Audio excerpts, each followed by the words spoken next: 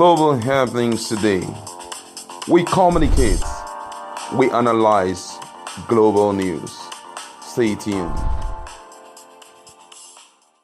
Hello guys, welcome back to our channel. Well, it looks like Nigeria again may be looking at losing another foreign asset. This is really a sad one. But right now, before we go to the newspaper and further analysis, we'd like you to subscribe to our channel by clicking on the red subscribe button and the bell notification icon to get both subscribed and notified as soon as we update our channel on YouTube. Alright, let's go straight into the news. Nigeria is making frantic effort to stop Enron Nigeria Power Holding, that's ENPH, from enforcing a $22 million arbitration award that could risk the country's assets in the United States. ENPH, an incorporation of the defunct Enron International, is seeking a turnover of Nigerians' claim to proceed from an $80 million mega yacht that was sold in the United States. In 2019, a U.S. federal court had given Nigeria approval to sell the yacht, named Galactica Star, and as a part of ongoing corruption case against L0se, Nigerian businessman who allegedly acquired it with diverted profits from oil sales in Nigeria. The yacht had been sold for $37 million, and ENPH is trying to lay claim to part of the proceeds in enforcing the $22 million arbitration award. Abubakar Malami, Attorney General of the Federation (AGF) and the Minister of Justice, is now seeking approval from the President Muhammadu Buhari to negotiate the award to protect the country's assets. As we can see, he told the president that ENPH could further target the country's assets in California, New York, and other states in America.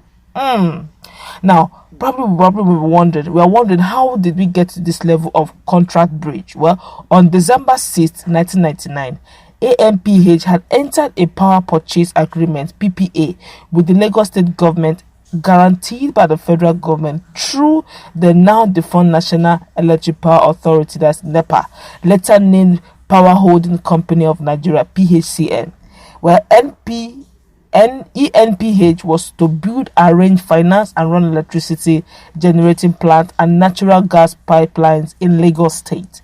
Well, NEPA suspended the PPA on December 15, 1999 for renegotiation.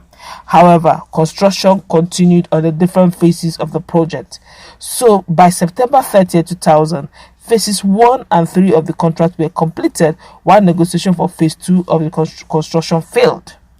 As at the time, Enron International had gone bankrupt, but it wrote to the federal government that this would not affect ENPH, the Nigerian arm, in carrying out its own part under the contract. After several failed attempts at negotiating, ENPH commenced an arbitration against Nigeria on June 13, 2006 at the International Chambers of Commerce Court of Arbitration in London, accusing the government of breach of contractual agreement. 6 years later, on November 12, 2012, a final award, quantum, was given against Nigeria in the sum of $11.22 million with 2% interest from June 13, 2006, and also expenses for legal services. Attempts by Nigerian government to negotiate the settlement failed. Now, on July 19, 2013, ENPH, under the Convention on Recognition and Enforcement of Foreign Arbitration Award, which Nigeria is also a signatory, approached the U.S. court in the Southern District of Texas to seek enforcement of the award. The court granted ENPH the motion for confirmation of the award on October 16, 2015, prompting Nigerian government to appeal the judgment at the U.S. District of Columbia Circuit. ENPH had also argued that Nigeria, following the contract, has waived its rights to challenge the award. Nigeria's appeal was subsequently dismissed, and the court affirmed the order to confirm the award. In an interesting approach, ENPH also sought from the court a right of garnishment to be issued against the JP Morgan Chase Bank on the ground that it has in its possession commercial assets belonging to Nigeria, which could be garnished in satisfaction of the judgment in favor of ENPH.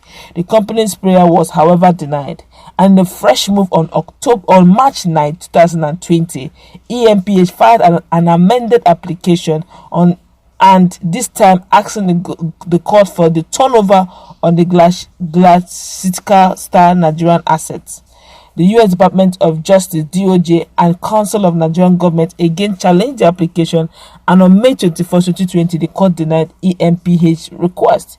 ENPH, however, secured another order on July 15, 2020 to file an appeal. Well, in a letter dated July 28, 2020, Malami sought Buhari's approval to negotiate the arbitration award against Nigeria in the failed power project.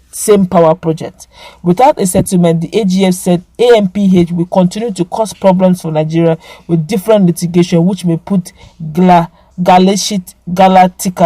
case at risk.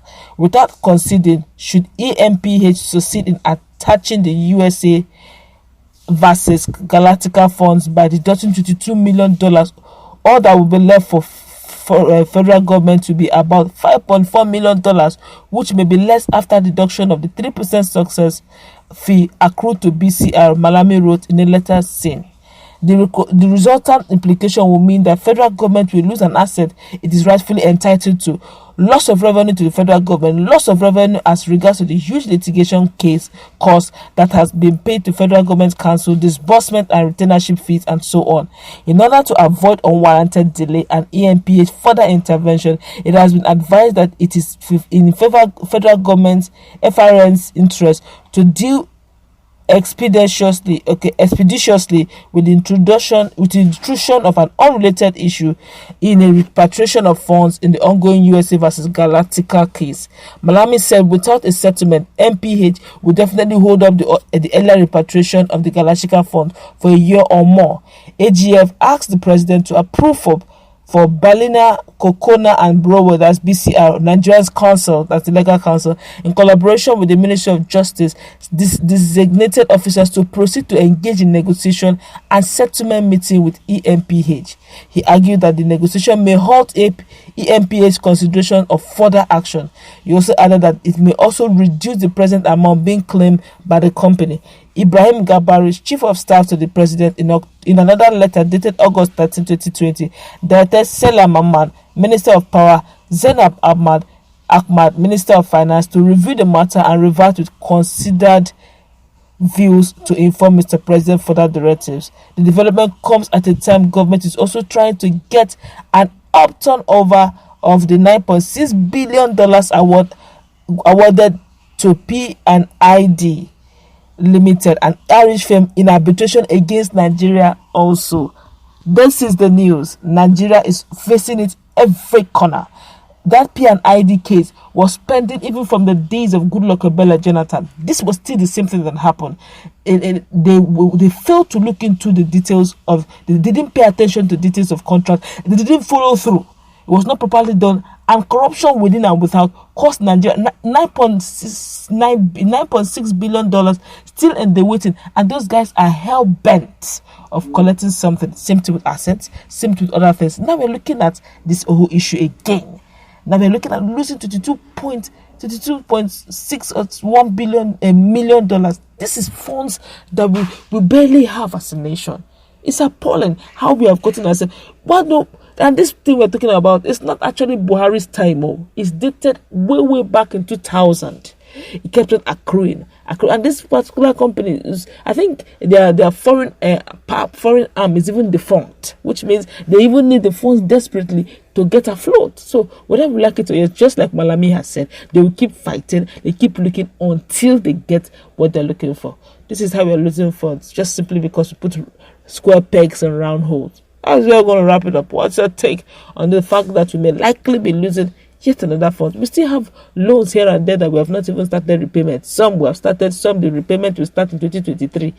God have mercy upon Nigeria. I pray we survive all these litigations, corruptions, monies, disbursement here and there. I just hope Nigeria knows what to do. As we're going to wrap it up, honestly, this is really saddening.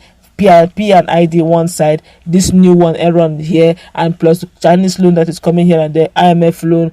And here Femi Gbajabiamila is pleading that he wants loan reconciliation and all that loan yes, the rescheduling and the whole what. It's appalling. I just hope that we get out of this in one piece. That's how I'm going to wrap it up. Let's meet in that conversation. What's your take on this? For me, on this one, I think I support Malami. He should find a way of renegotiating, because whether we like it or not, these guys are desperate. They need the money they can get, and they won't stop. Nigeria has the money and they have assets. They'll keep doing it until they get what they're looking for. Let's meet in that conversation.